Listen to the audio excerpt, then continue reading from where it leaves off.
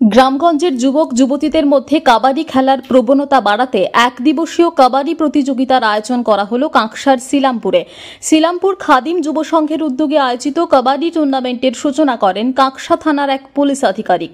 উপস্থিত ছিলেন কাবাডি অ্যাসোসিয়েশনের সদস্য হরজিৎ সিং, আমলাজোড়া গ্রাম পঞ্চায়েতের উপপ্রধান নাসিম আলীর মীর সহ গ্রামের অন্যান্য বিশিষ্টরা।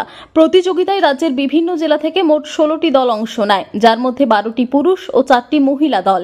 কাবাডি খেলা উপভোগ করতে হাজির হন গ্রামের বহু উৎসাহী মানুষ।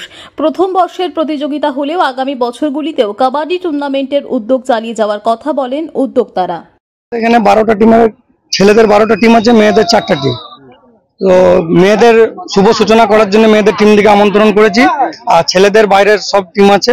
বাইরের বলতে আপনার যেমন বীরভূম আছে, হাওড়া আছে, আপনার এদিকে দুর্গাপুর আছে, বানপুর আছে, পুরুলিয়া আছে, আরো অনেকে আছে, লোকালও আছে কিছু। খেলাটা এখন মোটামুটি ধরে রাখুন 7টা পর্যন্ত চলবে। 4টা টিম মেয়েদের, বাকি 12টা টিম ছেলে।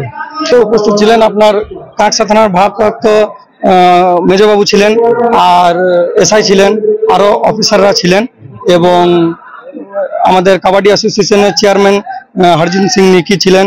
কাঁকসা থেকে নিজস্ব প্রতিনিধির রিপোর্ট, টিভি নিউজ 10। সুলভ সঠিক চিকিৎসার একমাত্র প্রতিষ্ঠান বিবেকানন্দ হসপিটাল। 24 ঘন্টা emergency service, blood bank, trauma care. আপনাদের সেবায় আমরা তৎপর। গুণমান ও পরিষেবায় দুর্গাপুর বিধাননগরের ডক্টর জাকির হোসেন এভিনিউর বিবেকানন্দ হসপিটাল শিল্পাঞ্চলের মানুষের মন জয় করেছে।